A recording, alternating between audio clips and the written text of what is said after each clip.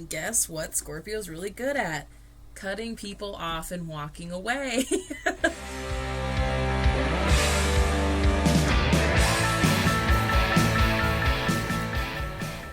Hello, my pretties. Welcome to Meryl's Mystic. I'm Meryl, and I empower witches, bitches, and dudes to complete themselves in order to have healthier soulmate relationships and more purpose-filled lives. And today we're here to talk about Scorpio season. I got extra witchy for it too, and really channeled all my witchness. And do you like my hat? I've had it forever. I decorated myself a long time ago for another witch costume outfit, and it usually hangs in the corner back here, but I had to wear it for Scorpio season. Thank you so much for being here. Scorpio season will begin the evening of October 22nd if you're here in the States, or the morning of October 23rd.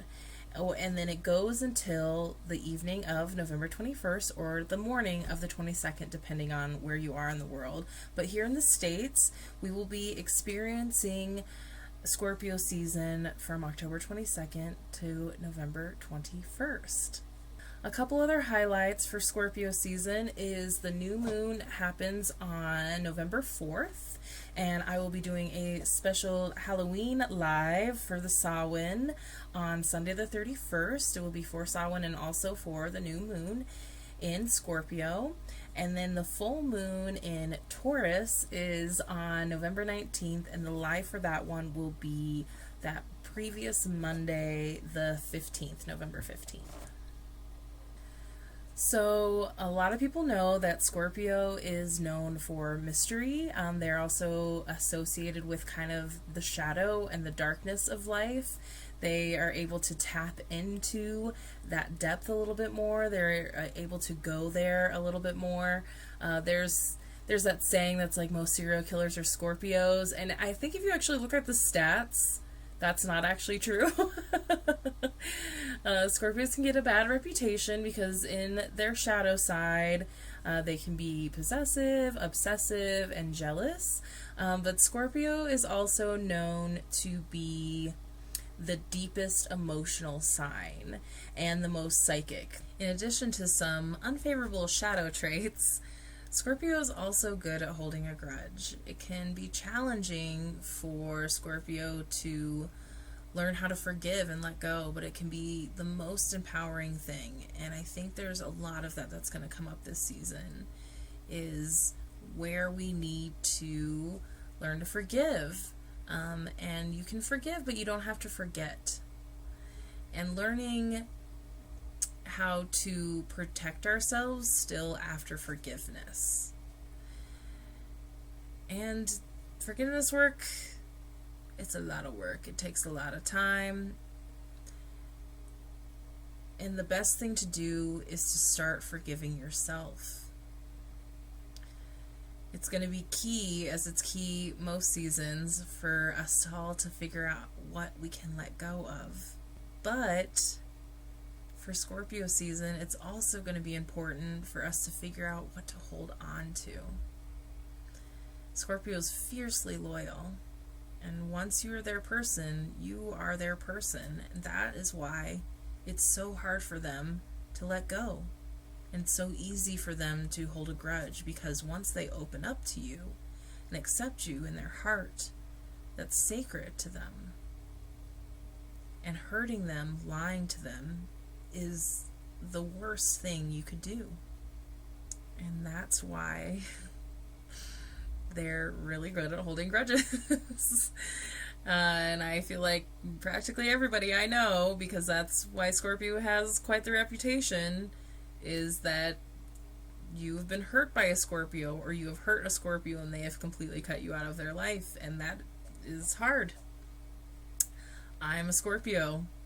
I have done it. Sorry. Not really sorry. Working on it, y'all. I'm working on forgiving too. Scorpio is also really good at tapping into their intuition.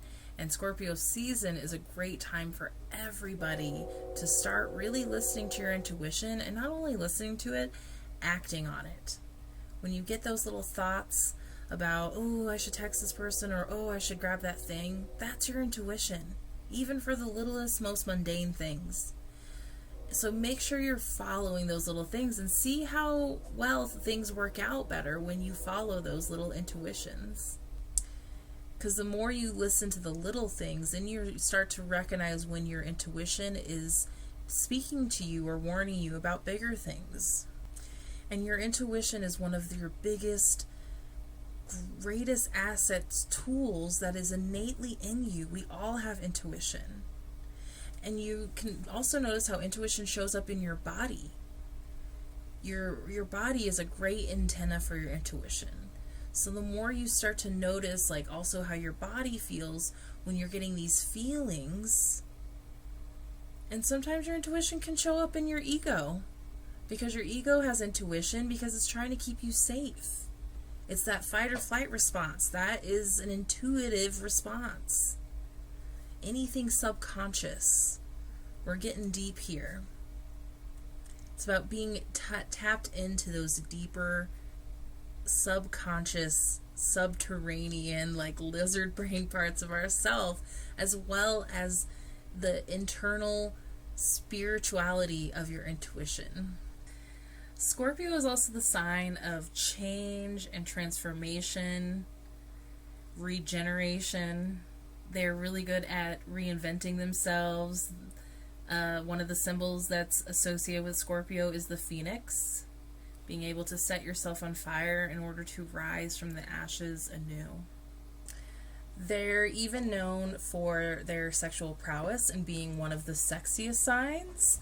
I don't know if I would say the sexiest. A lot of Scorpios probably would. Sometimes I think Sagittarius gives us a good run for our money in the sexy category, and that is also in the eye of the beholder what sexiness is. So the thing about this Scorpio season is that all this work that we've been doing this year, especially in these last couple seasons, over from Leo season to Virgo to and especially this Libra season with the retrogrades, is gonna actually probably get a little deeper.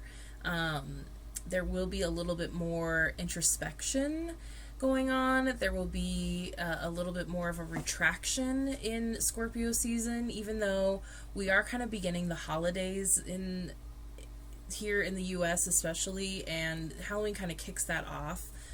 So just make sure you're giving yourself time to sit with yourself or rest as usual. Make sure when you are doing things outside with people that they're things that you really want to do. That's very important too. So I'm going to do things a little bit different this season. The general energy reading is just going to be kind of on its own. You can go watch your taroscopes individually after watching this. I highly recommend always watching these also, and you can always watch for your sun, moon, and rising sign. And then the other thing I'm going to do is we're going to talk about the death card today, because the death card is associated with Scorpio season.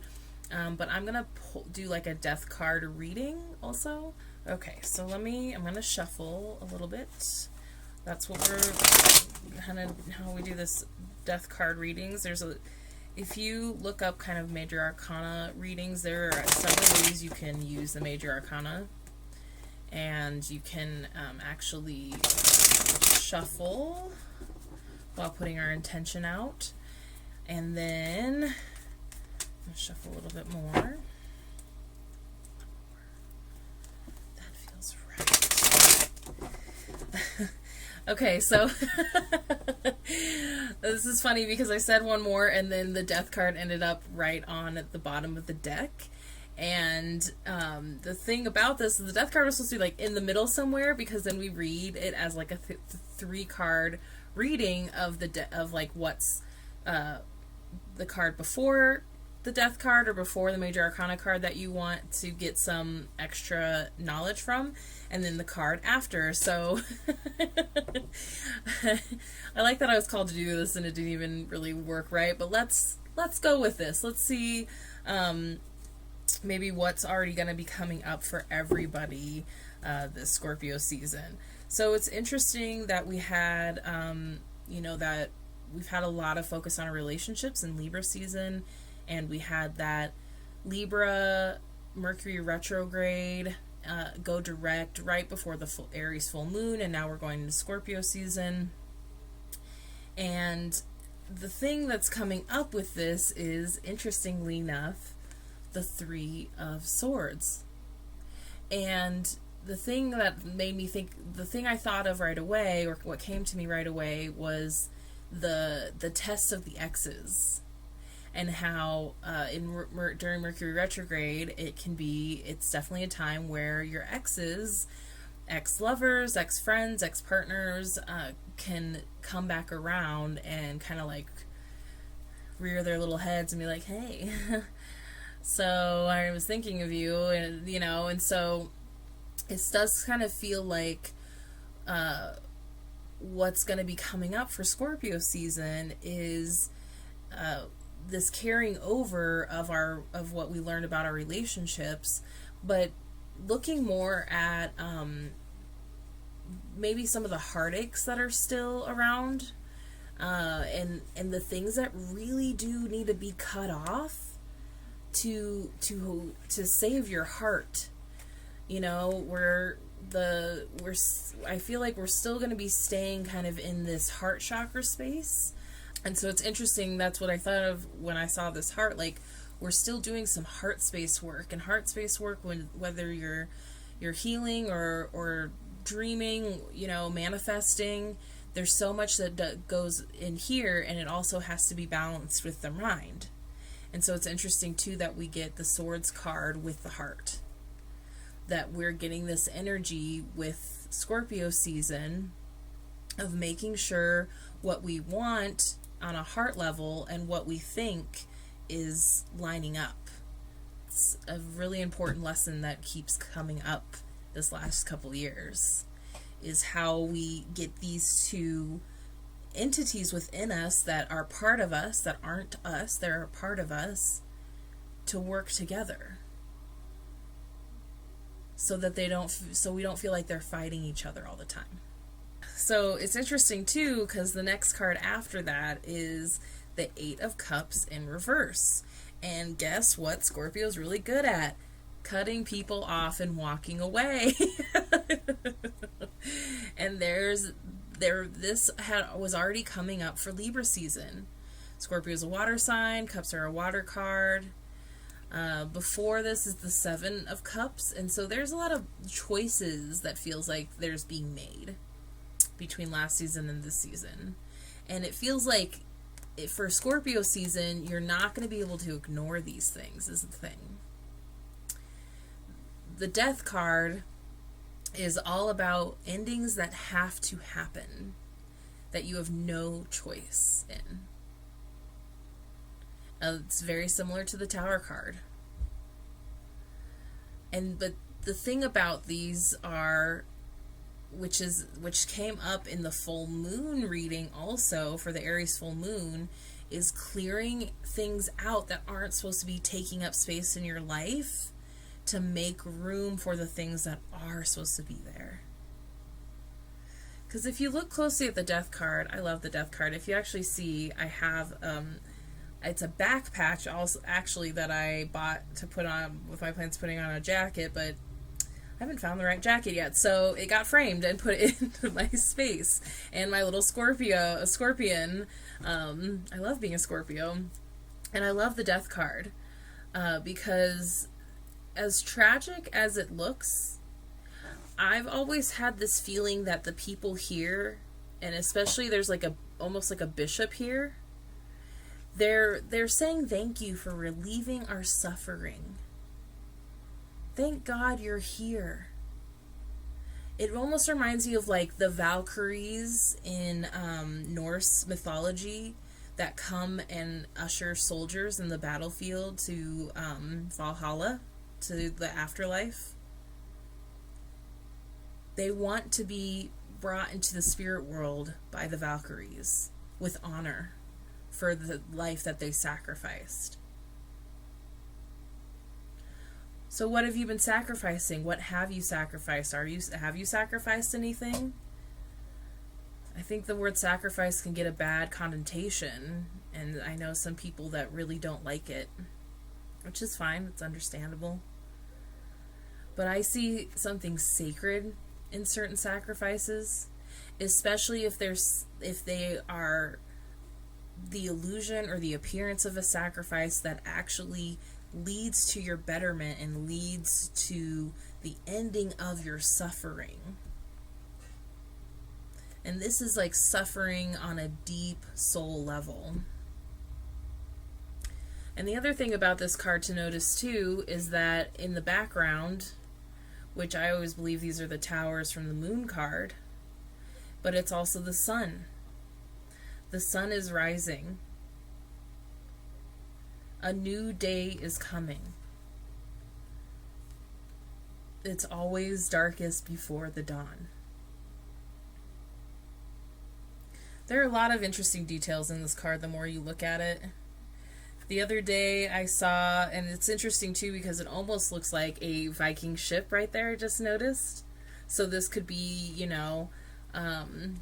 what is it in Greek mythology? The rivers that are around the underworld, and it's like the river Styx is the one that you hear referenced all the time. And then I saw somebody on Instagram point out that there's like this tiny little cave.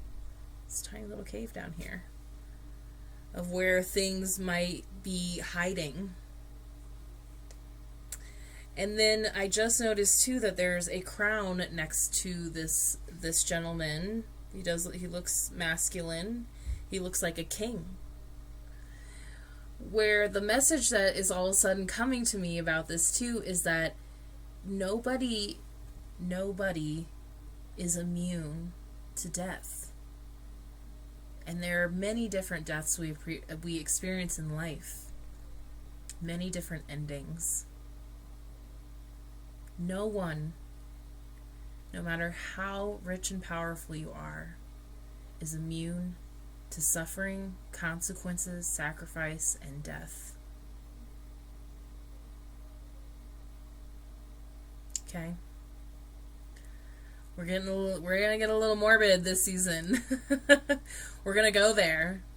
Libra season was so loving, and even though it was kind of crazy, with all the retrogrades, there were some great things that came out of that.